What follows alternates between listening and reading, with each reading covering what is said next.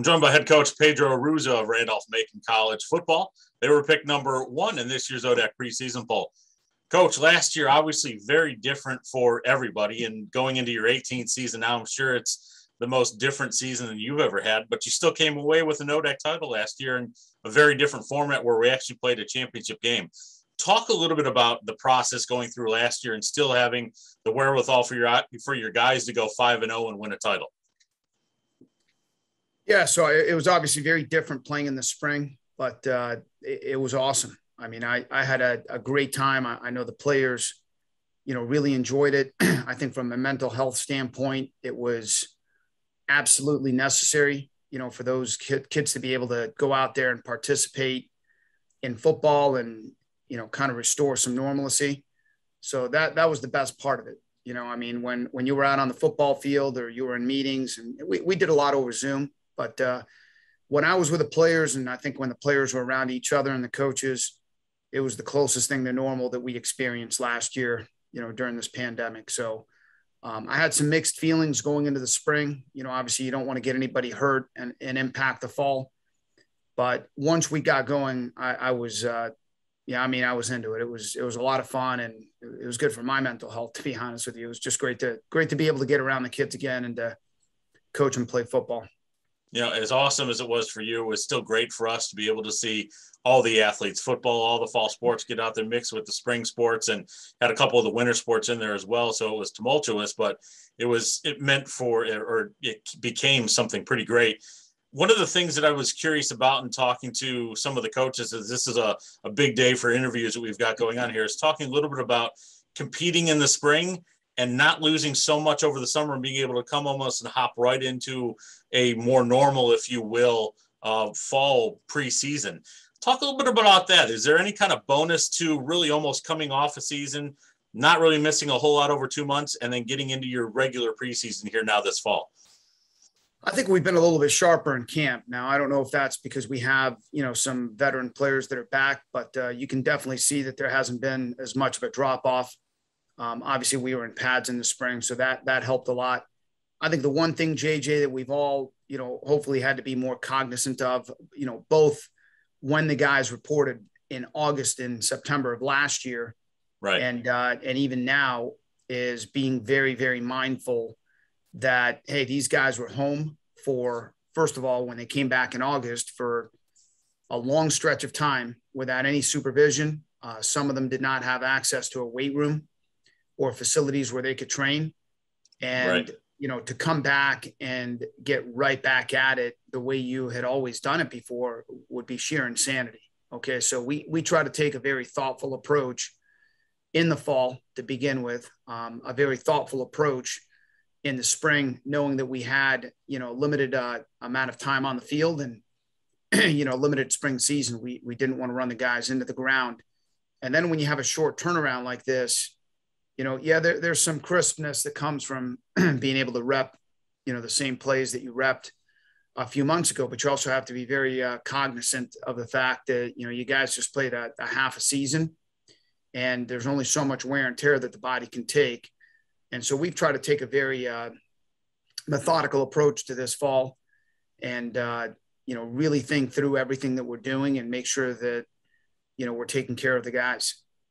Well, the national pundits, as well as the ODAC poll, expects you guys to get through pretty well. You picked number 17 by D3Football.com, and that's because you're pretty well loaded, if you will, on both sides of the football. Maybe still things obviously to figure out, as with any program. But let's start on the offensive side. You got a quarterback coming back that was the offensive player of the year last year in Presley Egbers. But talk a little bit about your offense in general here as you move through the camp. Yeah, well, first of all, I think the term loaded is a little bit, a little bit of a hyperbole, exaggerate. We've got some good players coming back. A lot of teams have good players coming back, and this is a different team, and we had some guys graduate last year, and we've got a whole new group of freshmen. So, as I've told our guys, we're starting again. What we did last year, we did in the spring. What we did, in previous years, none of that really matters. But Presley's back on offense. It's always big benefit to have a quarterback that has some experience under his belt back. We have a couple of other guys at that position that I think are also going to be really good players. So I think I think if we can keep those guys healthy, we're going to be in a pretty good spot. What I'm most excited about on offense is our offensive line. I think we'll have, really good depth there if we, stay healthy. And, as important as the skill guys are, it all starts up front. And I feel like, we're as good and as deep up front as we've been in a long time. But we're going to have to stay healthy. We're going to have to keep getting better.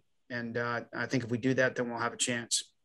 Well, this is my 16th year going into it. And if there's anything I can say about Randolph-Macon football is up front on both sides of the ball, you've been very strong, during my tenure. And obviously college football is cyclical, just like every other sport. And sometimes you have good years and sometimes you have bad years based on, recruiting classes. But overall, I think your lines have been pretty good. It's been a staple as we move to the defensive side now. I wonder if that's similar as well. But talk a little bit about what you think about your defense coming into this year. Yeah. I think as a program, you're going to achieve what you emphasize. And obviously that's been a priority for us. And, it all starts up front. I mean, I think some coaches say that, whether or not they truly make a commitment to that, I can't speak to that. I know that right now that's always been a priority for us. Defensively, our guys played really, really hard in the spring. And, up front, I was really happy because we had lost a lot of guys on the defensive line, guys that, arguably were, very talented and had a lot of accolades behind their name.